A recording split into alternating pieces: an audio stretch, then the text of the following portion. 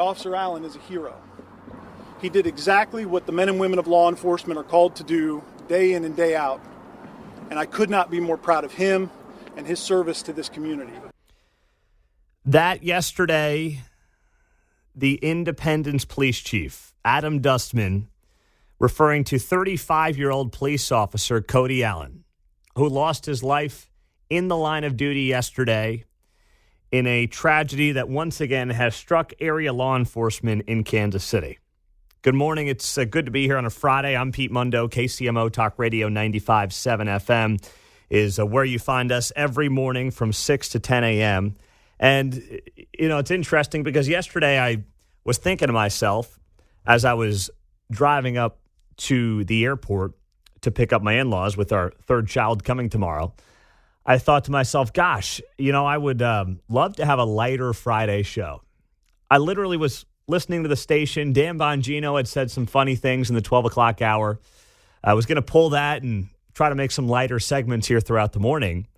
And then the news starts breaking that we have multiple law enforcement officers from Independence who were shot in a dispute.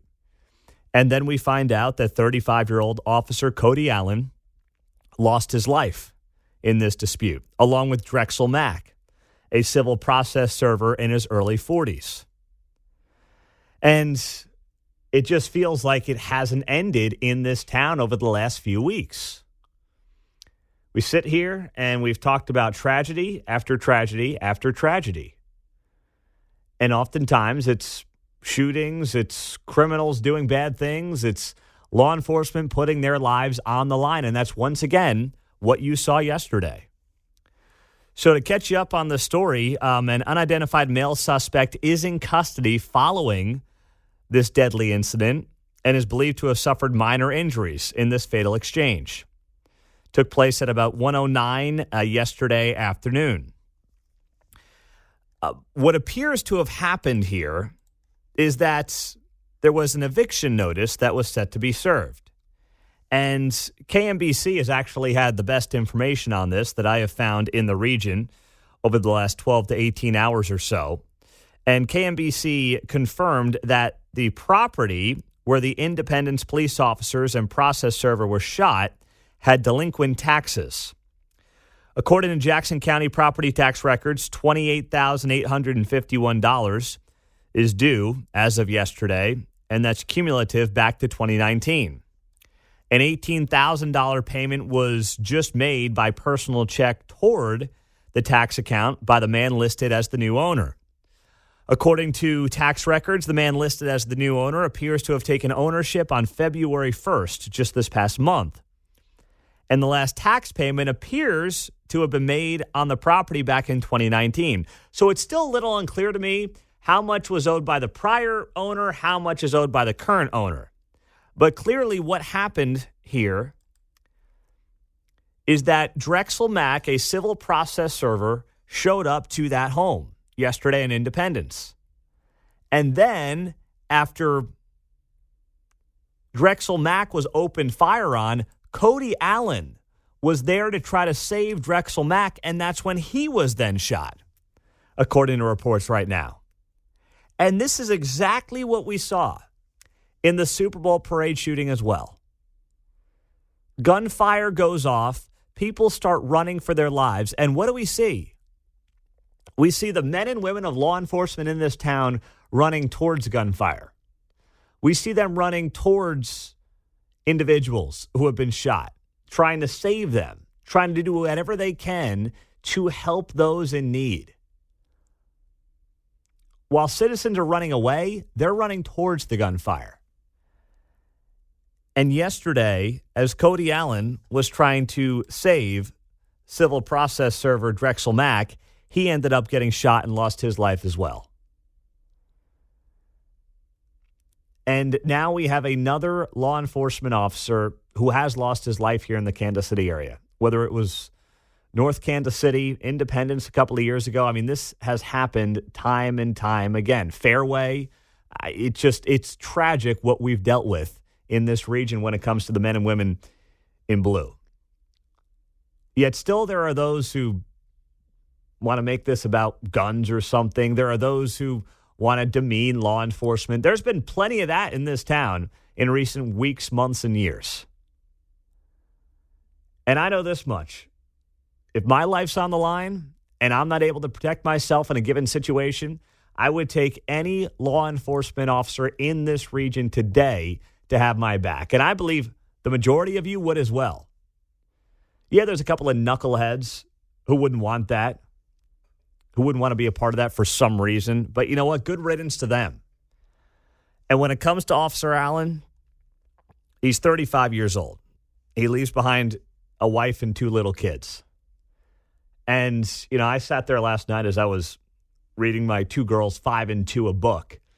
And I thought to myself, you know, we don't really know the details of how old Officer Allen's children are. But we were told yesterday by their police chief in Independence, Adam Dustman, that he had 2 little kids and a wife. And to think that he probably thought that he was going home to do the exact same thing that I did last night, that many of you did last night. And we all take it for granted. You know, come here, do this show, do some other work for the station, go home and look forward to that and just take it for granted.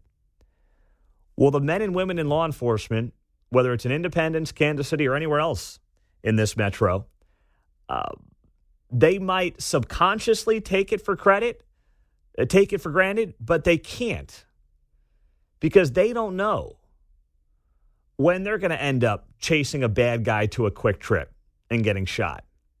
They don't know when they're going to pull somebody over on the side of the road who's going to step out of the vehicle and shoot them, like in North Kansas City. They don't know when they're going to have to be called to go help a civil process server who just served a home and eviction notice in Independence. You just don't know what you're walking into and what you're going to be asked to do every single day as you serve the people of your community. Most of us don't have to think like that. Law enforcement does.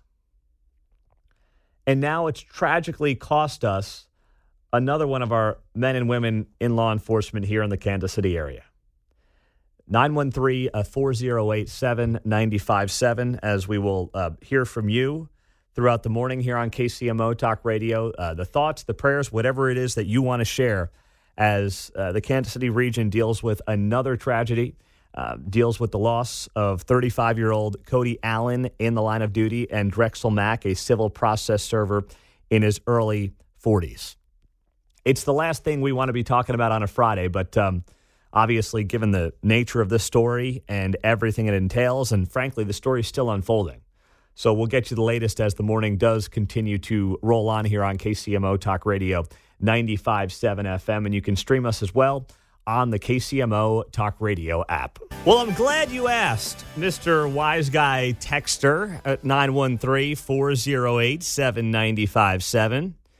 Pete, I would like to know, in the wake of this latest tragedy in Independence, where a man who was getting served an eviction notice shot and killed Drexel Mack, a civil process server in his early 40s, and 35-year-old police officer Cody Allen. I would like to know, writes 7159, if the person in custody is a thug. Yeah, that person's a thug. Not debatable. If you shoot anybody and then you also shoot a cop, the nicest thing I can probably say about you is that you are a thug. Absolutely, they are a thug. By the very definition, they are a thug. In fact, thug is not strong enough for someone like that. Now, you know, I sit here and that texter makes me think about something that was tweeted at me last night. And, you know, it came just hours after the shooting happened. The news was still unfolding last night. And I got the following tweet from Manny Abarca. Maybe Manny's the guy who texted into the show, too, just now. He's on the Jackson County Legislature. And he tweeted at me saying, quote, "Still thugs, ? Or are we ready to talk about gun reform now?" He said, Blue Lives Matter means caring about the easy access of guns against them, too. Just came out of nowhere, and he sent it to me. And I don't respond to a lot of trolls and a lot of idiots, but I felt compelled enough to do this last night. And I just wrote back something very simple. I wrote back, yeah, Manny, anyone who shoots a cop is also a thug. So, yes, still thugs. Stop using a dead cop to push your, Mark's going to hit the dump button, BS. There you go. All right? If you want to see it, it's up on Twitter. I think it's interesting what it says about the texter in Manny and how they define the term. Yeah. Accusing you then Yeah. of defining the term the way they do. Yes. See what I'm saying? Yes. Right? They're the ones, yes, who How are about that? incorporating things that don't define the word to define the word. They're the ones doing it. Exactly. Not me and not many of you. But it is just gross to think that, once again, without any of the facts on this story, who this individual was, what weapons he had, if he legally owned any of these guns, I don't know any of that right now, and neither do you. And to use a dead cop hours after it takes place to further a narrative about hashtag gun reform now, claims one of your Jackson County legislators, is one of the grossest things that you can do. And that's happening. And I just want you to be aware of it for the next time you go to the polls or as these individuals try to further their political careers in this town. It's disgusting. It is disturbing. But you know what? Never let a crisis go to waste, right? Don't let a dead cop get in the way of trying to further your narrative around gun control or gun reform, even though there is no evidence at all to suggest right now that there's a gun law that would have prevented it. Just like we talked about with the Super Bowl parade shooting. There wasn't then, and they lost that narrative real fast. When it turned out to be at least one individual who had a previous record with a gun, when it turned out to be someone who had an illegal gun on them, and then you had minors with weapons that they can't even legally have. But once again, don't let that get in the way of the narrative. 913-408-7957 is our studio line and our text line here on KCMO. You know, I sit here as well, and I think about this from the standpoint of this person at this home being served an eviction notice over property taxes. Now, there's some confusion here in the Channel 9 report because the person who was in the home just purchased the home on February 1st. But there are back taxes that had not been paid on this property. And it's not clear to me yet, and I don't think it's clear to any of us yet, how much was owed by the current homeowner, how much was owed by the previous homeowner, because this person who is the current homeowner had just been there for a few weeks. So we're still waiting for some of those facts to come out. But if I was going to use the narrative that certain people use when it comes to gun reform on this, I would be saying how property taxes kill people. The tax man is coming to get you. See, if we didn't tax people, this wouldn't happen. That's stupid. Anybody, and trust me, I'm a low tax guy, okay? But for me to sit here, and Mark's chuckling in there because he knows it's ridiculous too. If I were to sit here this morning and say, see, property taxes kill, man. If only we didn't charge people for property that they already owned, this wouldn't have happened. Now, I've got my own opinions on the property taxes in general, and we've talked plenty about them, probably more than any show in this county, in this town, over the last several months. But I can't sit here and say, yeah, if only we weren't charging people taxes for the land they lived on, this would have been avoidable. I mean, that's ridiculous. But it's a similar argument that a handful of folks in this town are screaming about last night and today about guns, without any of the facts to back it up. 913-408-7957. Stephen's in Buckner. Stephen, good morning. Morning, sir. How are you? I'm doing well. How are you? Not doing too bad. So I don't live too far from where this happened, and I don't condone the guy shooting the cop or the process server, but I just wonder how much of this truly took place because of where the country's at and people just can't afford to live, and Jackson County has been raping everybody on their taxes, for quite a while. But I think the guy was backed into a corner because he was losing everything he's worked for his whole life.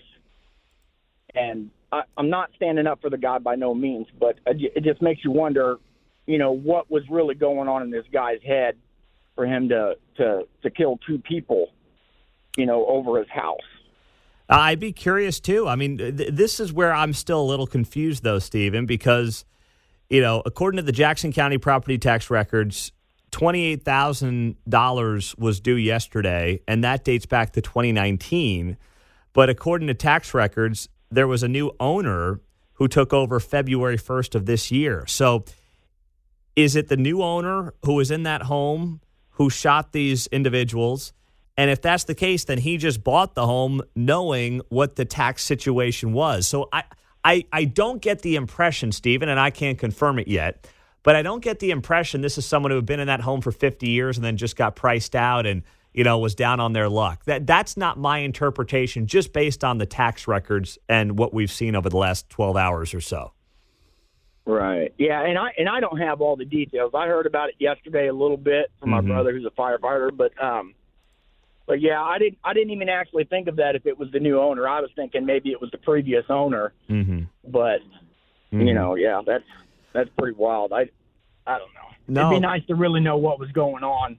Well, and people trying to push the whole gun issue. I mean, if people want guns, they're going to get them regardless if they're legal or not. So, well, we saw that. Thank you, Stephen. We saw that in the Super Bowl parade shooting. Unfortunately, you're right. I mean, listen, this is one of those things you look at right now and you say to yourself, okay, we know what we know, but there's a lot we still don't know.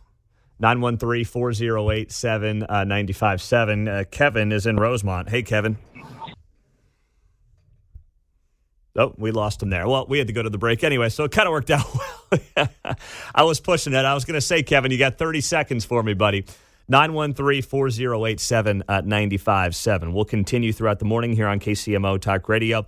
Of course, you had Joe Biden and Donald Trump both at the border yesterday, and the difference in these two guys is striking. We'll talk about that and much more coming up on 95.7 FM KCMO. 6:34 on a Friday morning on KCMO Talk Radio. We're continuing to follow and wait for new information around the shooting in Independence yesterday that left one law enforcement officer, 35-year-old Cody Allen, and Drexel Mack, a civil process server in his early 40s, dead as they went out to serve an eviction notice in Independence. One male is in custody as of this morning as that story continues to unfold. We will have it for you here on KCMO. We have reached out to Governor Mike Parson to try to get his response this morning on KCMO 95.7, and also Adam Dustman, who is the police chief at Independence. If we're able to get either of them on the show this morning, you will hear from them exclusively on KCMO. I promise you that much. So just keep an ear to that. It is going to be a busy morning, a news-breaking morning, I'm sure, on 95.7 FM KCMO. Now, on the national level, Donald Trump and Joe Biden both found themselves down at the border yesterday. And Joe Biden gave as pathetic a press conference or a speech as you're going to hear. It wasn't a press conference because that would include him taking questions, which he never does anymore. But President Biden demanded Donald Trump join him in telling Congress to pass his border security bill. What a pair of stones this guy has. Take a listen to this. I understand my predecessor's an eagle pass today. So here's what I would say to Mr. Trump. Can he start calling him his successor, too, when he speaks, instead of just his predecessor? My predecessor and successor, I would love to hear him screw that one up. Or just call him his successor. Because, the guy fumbles everything else. Instead of playing politics with this issue, What? instead of telling members of Congress to block this legislation, join me, or I'll join you in telling the Congress to pass this bipartisan border security bill. We can do it together. You know and I know it's the toughest, most efficient, most effective border security bill this country has ever seen. So instead of playing politics with the issue, why don't we just get together and get it done? Let's remember who the heck we work for. It says, okay, stop right there. Let's remember who we work for. Mm-hmm. Let me let him answer his own question first. For the American people, not the Democratic Party, the Republican Party. We work for the American people. This guy who has just promoted policies that allow 8.5 million illegal aliens into the country has the audacity to stand in front of a podium on the southern border and insist that, yeah, Donnie, remember who we work for, the American people.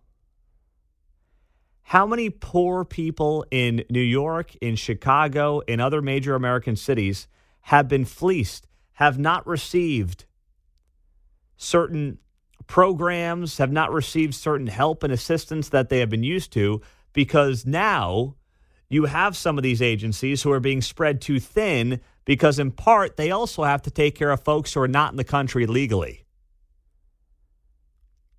Joe Biden, who has overseen 8.5 million people crossing into the country illegally. We have seen people getting killed, whether it's Laken Riley or others, by folks who should have never been in this country to begin with. Innocent Americans going out for jogs on college campuses have gotten killed because of his reckless policies on the border. And he's got the audacity, this man, to stand in front of a podium, look you in the eye, the American citizen in the eye, and say, I'm working for you, and Donnie's not. There's a lot of things you can say about Don, positive and negative. But to say that when it comes to the policy of the southern border, that Donnie's the one who isn't working on behalf of the American people? Are you kidding me? I mean, that is insulting to anyone's intelligence. And then he goes on to talk about the border bill. Oh, come on, you got to pass the bipartisan border bill. We can do it together. That is a bailout for Joe Biden. The fact that any Republican even considered voting for that is a disgrace. All that bill would have done is given 3 times the amount of money to Ukraine as it was giving to our own border, by the way. And it would have allowed Joe Biden to look like, well, he's just here to compromise and get solid border policy done and do things Congress haven't been able to do in a generation. And it's all nonsense. Joe Biden rescinded every single one of Donald Trump's border executive orders on day one. It was literally his first act as president. And for this shyster to get up there at the border yesterday and start begging Donald Trump to join him in telling Congress to pass the bipartisan border security bill as if there's nothing else that could ever be done for a guy that's overseen 8.5 million illegal immigrants crossing this southern border over 3 years. Even for him, that's an all-new low. And let's remember who we are. We're the United States of America. And my name is Barack Obama. Let's remember who we are. Guys don't remember who he is half the time. No, I mean this. Think about this. There's nothing beyond our capacity. Nothing when we work together. And if all things we should be working together on is this, we have the formula to get it done. That was Joe Biden yesterday down at the southern border as he made a trip down there, did a little cameo. It's funny, not funny, but he was walking around with Mayorkas, you know, his impeached Homeland Security guy. Meantime, Donnie is walking around with, like, the actual Border Patrol folks. It was quite a distinction between these two who happen to find themselves each at the southern border. Now, Don's trip was planned before Joey's trip, just so we're all on the same page here. Donnie was already going, and then Joey decided he was going to go as well. Make a little cameo because he knows he's getting hammered on the issue. I mean, the guy is getting absolutely smoked on the border crisis, and he knows it. That's why he's down there, and that's why he's trying to point the finger at MAGA and Trump killed the bill, and I've just got this great bipartisan bill, and no one wants to be bipartisan anymore except for me. Come on, Joe. You know better than that. But when you're desperate to try to turn around the political narrative on this issue, that's what you say. You say, I'm the only guy who is willing to do something bipartisan here. Everybody else is stuck in their partisanship. No, you are the king of partisanship. Because anybody in their right mind who actually cared about the borders would have looked at Donald Trump's executive orders, like Remain in Mexico, and said, I don't really like the guy, but those things are working, so I'm quietly going to leave them in place. The media won't talk about it. We'll make sure they don't cover it, and it'll all be good. That's very easily what Joe Biden could have done. But he didn't do it. He rescinded every single one of them on day one, John, which tells you how unserious he was on this issue. It's almost as if they had a opposite intended effect. Yeah. Almost. Yeah. You're right, because they could have left it and then kept up with the kids in cages and stuff like that. Could have done that. Yeah. But they chose not to. Instead, it was let's literally allow anyone and everyone to flood the border. And this is what you get. 913-408-7957 as we roll through the 6 o'clock hour on KCMO Talk Radio, 95.7 FM, and also on the KCMO Talk Radio app. It is a Friday morning. It's good to be here on KCMO. If we can get Governor Mike Parson on or Adam Dustman from the Independence Police Department, we will. Make sure you know first here on KCMO Talk Radio, awaiting confirmation either way on that. America's a generous nation. Kansas City's a generous city. We help out those in need. We donate to charities, to churches, and we do what we can to pay it forward, right? Very generous and giving community. I've seen that firsthand over the last several years. But for some, it's never enough. And yesterday, down at City Hall, there was a rally that took place by homeless advocates. I want to play this for you from Channel 9 KMBC. And then get your pulse on this at 913-408-7957. People came out for what could be called part protest, part rally, and this comes a day after those two people were injured in the fire underneath that bridge. Now, people here today said that what they want is for City Hall to move forward to put money towards a low-barrier shelter. Now, stop right there. There are a lot of homeless shelters provided by the city. There are great homeless shelters that are supported through only private dollars, like our friends at City Union Mission. What does it mean when you say low barrier shelter? What does that mean? Well, that requires people to maybe do things they don't want to do.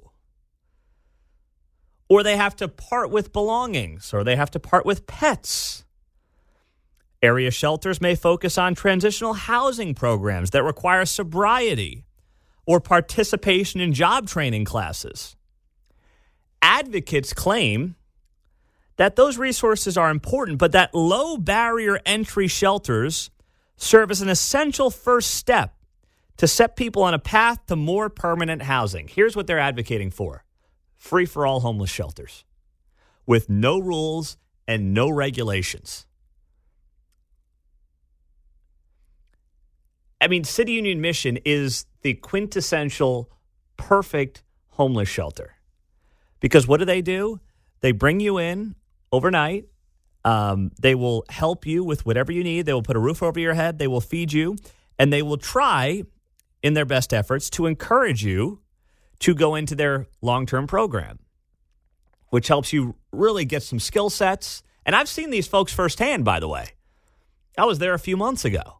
And you're talking to people who were out on the streets for years in some cases, and they turn their lives around. and they're set to become drivers. They're set to get back into the workforce sometimes, for the first time in over a decade. They're getting new teeth. I mean, they're literally resetting their lives. And City Union Mission, which, by the way, is going to be celebrating 100 years this year, yes, they do it, and they offer a new foundation for folks and their lives through Christ. I mean, yes, that is part of their background and part of what they believe in. But, it's more about just having a message that resonates with people and trying to not just give a man a fish, but teach a man to fish. And if you want to turn someone's life around, that's how you got to do it. But these advocates who were standing in front of City Hall yesterday, they don't want any of that. They want low barrier access to housing. What does that mean? That's a fancy way of saying no rules, no restrictions. Anyone and everyone can come in, dogs, guns, whatever. It doesn't matter. You come in, you do what you want, you leave and come in when you please. And you got to have some restrictions. I mean, ask any person that runs a homeless shelter, and we've talked to many of them. You've got to have some guardrails. If not, you're going to have tragedies taking place there every night. Let's continue with KMBC. The group calls themselves Houseless Advocates, and they spent about an hour speaking. Many told stories of living in the streets in Kansas City and just how dangerous it can be. They say the city asked for solutions to the issue of people sleeping on the street. They say the city has the resources and the plan in place to fix it, but they continue to procrastinate. Delay doesn't win. Delay doesn't make things happen. And especially today being the last day of cold weather shelters, where we're going to lose 450 available beds, how can we not come and say something and say, hey, the time is now?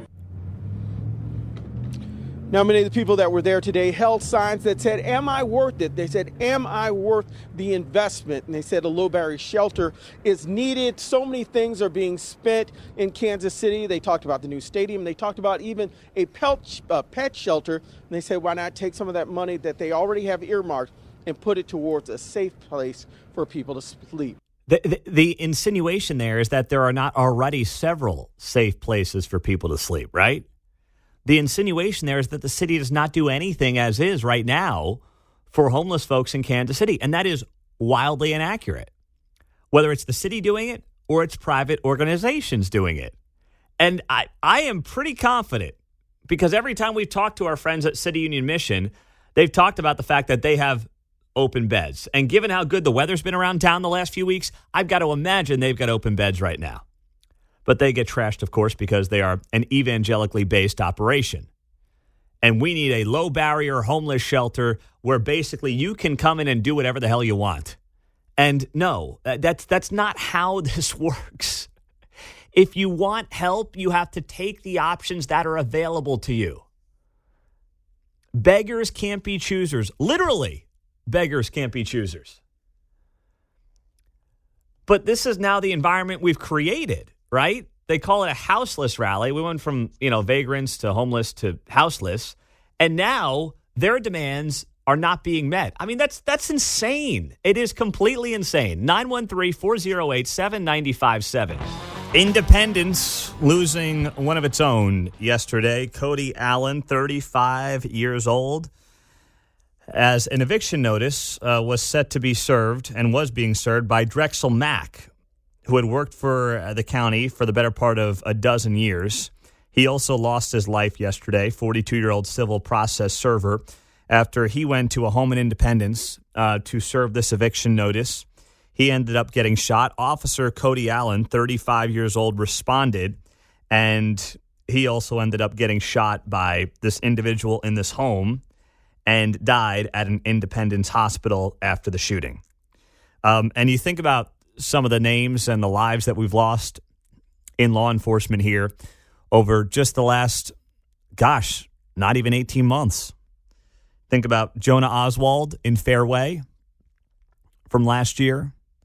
You think of Daniel Vasquez from North Kansas City in summer of 22, I believe that was, on just what he thought was a routine traffic stop.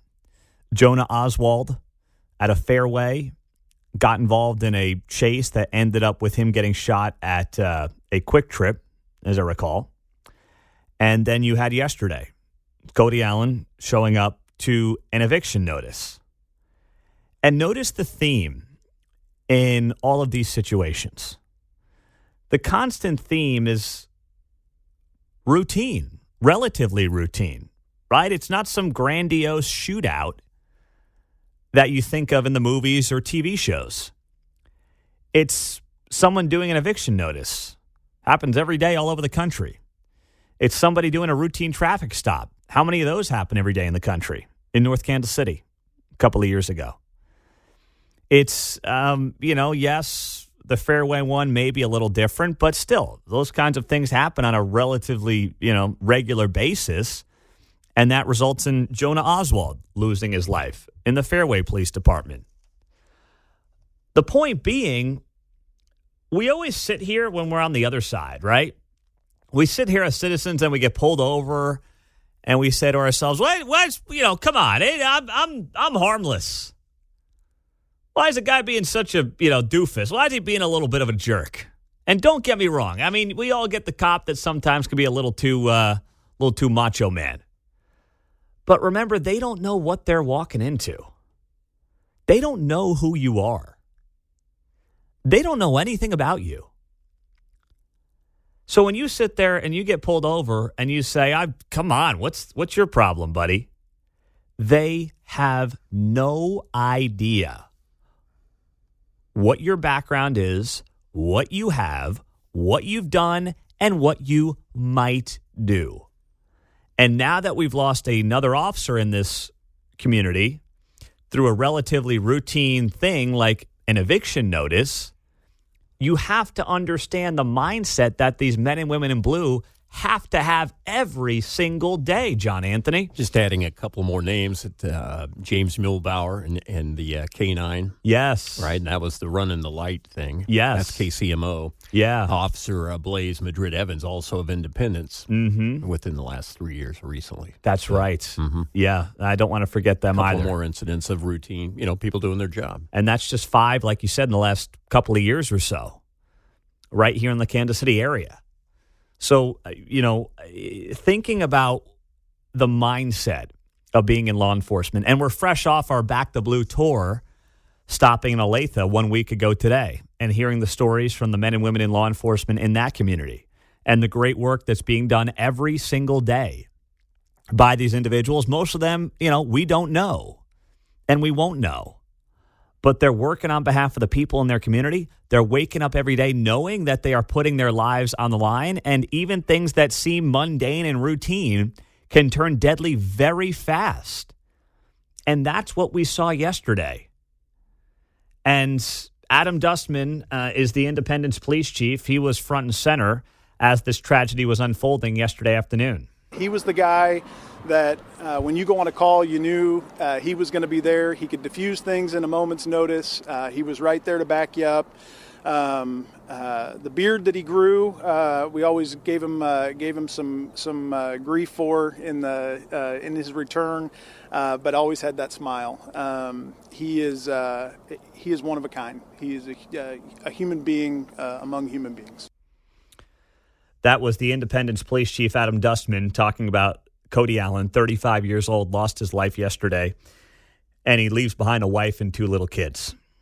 And to put that into some perspective, I mean, we're set to have our 3rd tomorrow, but putting 2 little kids to bed last night and taking it for granted, as many of us oftentimes do.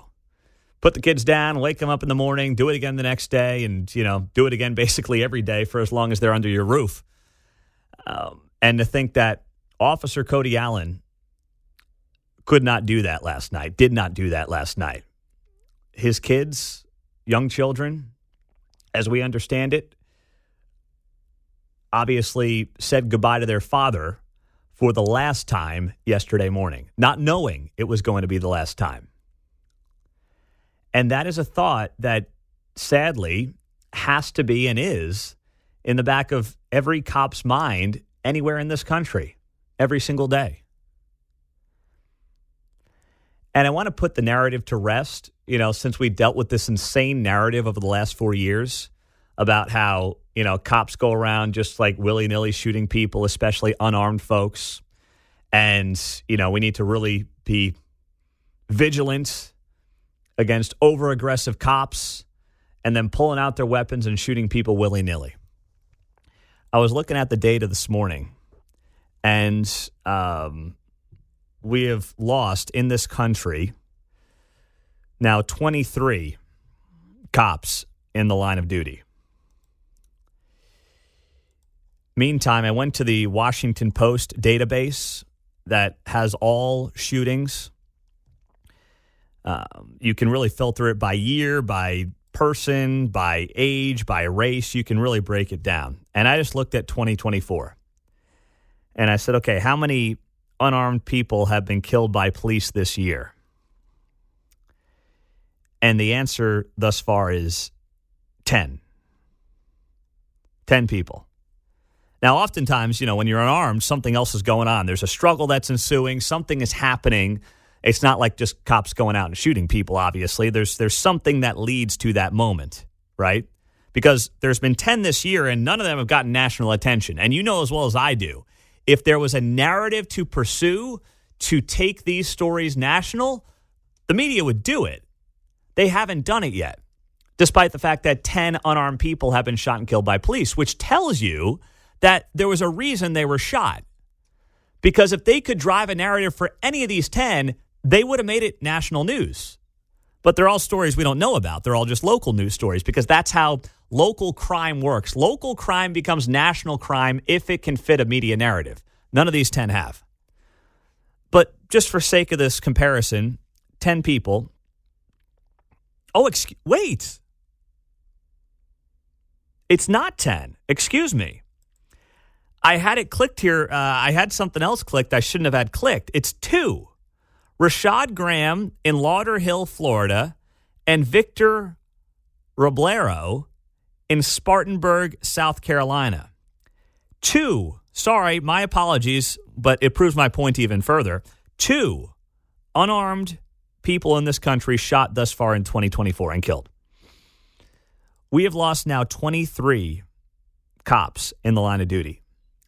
10 times the amount of law enforcement officers have been killed in the line of duty as we've had unarmed people shot and killed by police.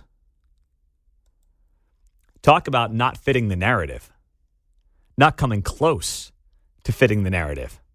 When the media lied to this country all of 2020 about how we had to fear the police, about how, especially if you were someone of a certain background, you couldn't walk near police without risk of being shot, especially if you were unarmed. Well, here, 2 months into the year, 2 people in this country have been shot and killed unarmed by cops, whereas we have lost 23 people in the line of duty. 8 by gunfire, 1 stabbed, 4 struck by a vehicle, 6 automobile crashes. The list goes on. There is something that you are never going to hear from the Kansas City Star and many of their ilk. Mark Falter is going to be here, bottom of the hour. Tony Bateo of Tony's Kansas City. If you read Tony's Kansas City, which is really one of the few independent and thoughtful media outlets left in this town, along with, I would say, this show and a couple of others, like our buddy Kevin Keatsman, he is going to be here from 9 to 9:30 talking about everything going on in this region over the last few weeks. It's been a while since we've had him in studio, and he'll be our featured Friday guest on KCMO Talk Radio 95.7 FM.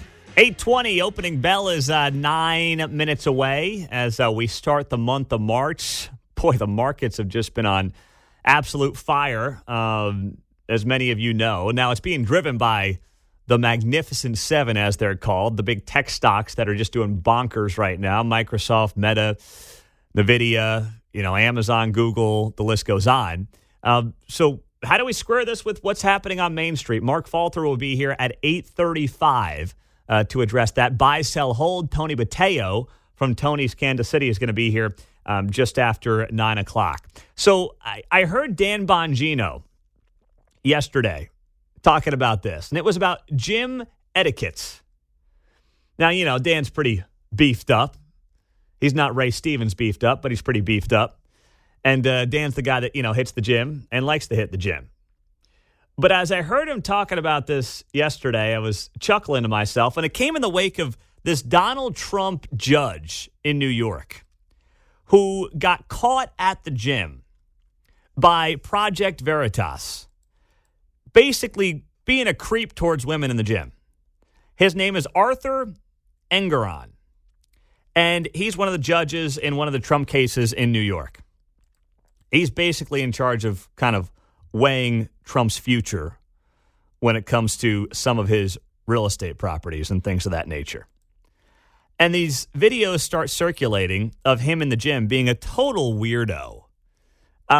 Take a listen to this guy and kind of and he's like an older guy. He's just like the older guy that talks to women at the gym that's just kind of creepy. One source even sent us a video saying that Arthur Engoron creeps girls out in an Equinox gym in Long Island. At the end of the clip, the woman is visibly annoyed by the judge and tells him to back off, gesturing with her hands. Other sources confirmed the Equinox he works out in at 5 a.m. is in Great Neck, New York, so we decided to work out alongside him.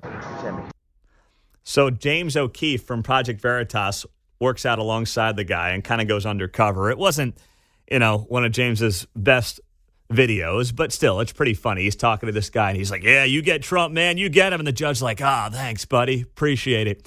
But if you see the video, and I'll put it up on my Twitter page at Pete Mundo, you can see it there. There's video of this judge, and I don't know how old he is. He's maybe 75, whatever he might be. And he's like going up to women on the machines and like trying to talk to them. And, he's one of these guys, he's like wearing a wife beater. Meantime, his arms are like pencils, and he's 75 years old. It's like, what are you doing, man? Sorry, can you still call him that? That's what I call those shirts. I don't know what else to call them. That's the first thing that came to mind. I don't know if I can't use that anymore. I think that is the common vernacular. Okay, all right. A sleeveless T-shirt with a low-cut neck. Okay, all right. I hope I didn't offend anybody when I said that. But, that's what I call those shirts. So he's wearing one of those, and he's walking up to women on the machines. And in the video, you can see one of the women basically kind of push him away. Like, get out of here, you weirdo.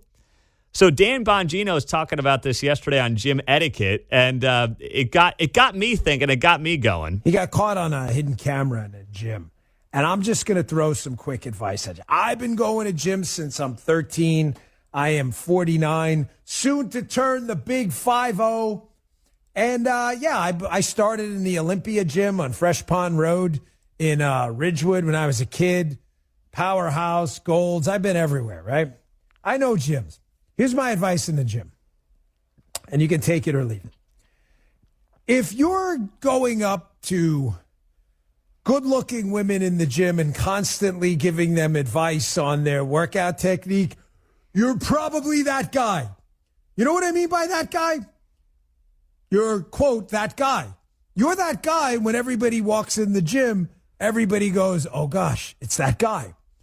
Don't be that guy. I know you get this. I know. I understand.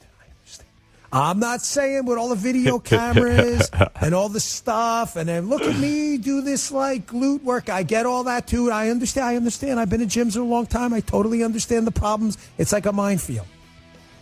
I'm just saying, if someone's got to give you the get out of my face look in a gym, and you're a dude and it's a woman, Judge Engoron probably should have listened to this show. That's so. Bongino's coming up at noon, by the way, on KCMO, 12 to 2 every weekday. So I'm listening to Dan and I'm laughing, as someone who's, I'm not Dan Bongino in the gym where he's cranking out 2 1/4 like it's, child's play. But I will say he's spot on with the etiquette. And I'll take it one step further than Dan. I do not talk to anybody in the gym unless it's a male that I know. Like, I'll see a couple of listeners and we'll say hi to each other and they'll comment on the show and I'm like, that's a good call. You should call in. They never call in, though. They always just want to talk about it, but they don't call in. I'm like, guys, you got to call in. That was a good talking point. I have friends like that. Yeah. It's like, come on, make the call, pick up the phone. But anyway, outside of that, I don't make eye contact with anybody. What's the benefit? First off, I don't have time for that. I'm not going there for social hour. I got, 2 kids. So if I can get in a couple workouts a week, great. but it does not include socializing with other people. Never mind women. I can't think of one female in my life outside of my wife that I've ever spoken to in a gym, unless it's somebody at the front desk or something like that. How strange do you have to be to start talking to random people, never mind women, in a place that you're supposed to be working out? It's just, it's the most bizarre thing. And I see it and I'm like, gosh, these poor women, they probably are just dying for a private gym in their house. So I shouldn't ask them if they can spot me. No, don't ask for a spot, Mark. Take 10 pounds off so you know you're going to get the weight up instead of asking a woman for a spot. That is bad etiquette by you, Mark. All right? We're going to have to whip you in the shape. I haven't done that, by the way. You're just asking. I understand. You're just asking. You're trying to get your etiquette down, which is the right approach. There was only one time in the gym where I ended up talking to somebody totally random, and it was them asking me about my earbuds. And I'm like, it was a guy, and I'm like, this is getting weird. He keeps asking me about my earbuds. I'm like, dude, it's the same earbuds we've all got. What are you trying to, it was the most bizarre conversation. It went on for 3 minutes, and it felt like 30. And he's like, all right, man, well, I'm here often. I'll see you around. I'm like, oh, hopefully not. But I guess, we might bump into each other. I haven't bumped into him since, by the way, so I'm very happy about that. I guess to Dan's point, if you think your gym doesn't have that guy, you are that guy, right? To bring it full circle, you are that guy if you think it doesn't have that guy.